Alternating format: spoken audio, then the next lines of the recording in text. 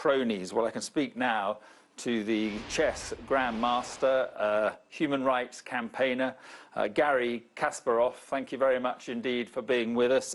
We are seeing and seen on this program protests across Russia. Will this bother Vladimir Putin at all? No. Putin has enough resources to put down any protest in Russia. He has a war chest with hundreds of billions of dollars, enough to pay for propaganda, for military, and also for police. I applaud the heroism of tens of thousands of people who made it to the streets of Russian cities yesterday and still doing it today. But they cannot change Putin's mind.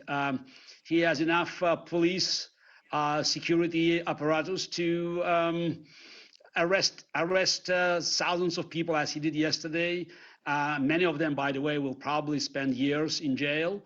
And as long as he keeps this war chest, and as long as he controls hundreds of billions of dollars and looks invincible for his cronies in Russia, I don't think that any protest on Russian streets will change anything.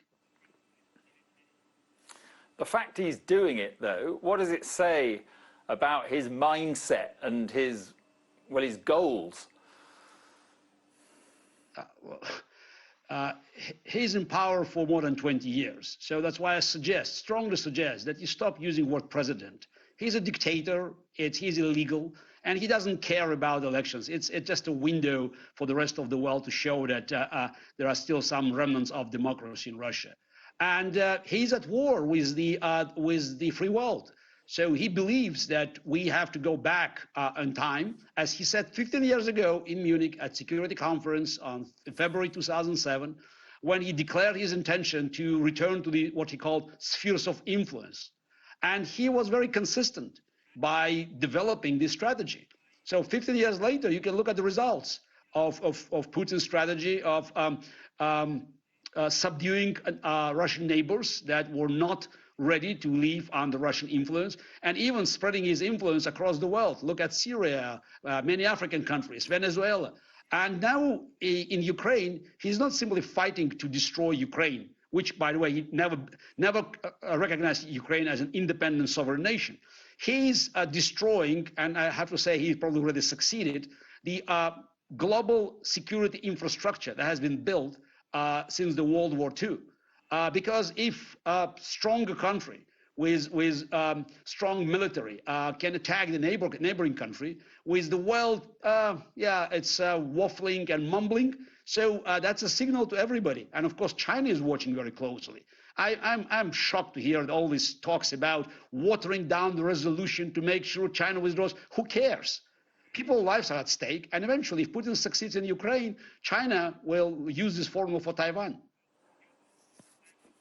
But if, the sanctions hit, the economy collapses, the protests continue, can you see any chance at all of this being the beginning of the end of Putin?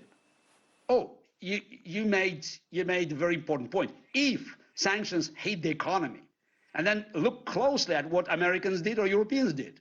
They left Russian central bank and Sberbank out of the war sanctions. The Sberbank assets in America not being seized or frozen. So yes, the sanctions would cause certain problems for Russian economy, but those are the sanctions, if you look at the list, had to be imposed 8 years ago after annexation of Crimea. Now it's too little and too late to stop Putin. And also, all these talks about sanctioning Putin, who cares? Putin doesn't have assets in Europe or Lavrov. You have to go after oligarchs. You know the addresses. Just look around in London, in many European countries. So if you want to hit Putin, follow the money. And you have to hit his wallets. And symbolic sanctions against Putin or Lavrov or other top officials that are not affecting Putin directly, it's symbolic. It's more like paying lip service.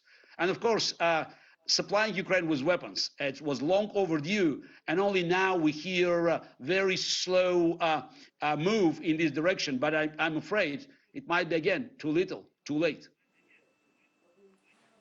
All right, Garri Kasparov, appreciate your time. Thank you very much indeed. Thank you.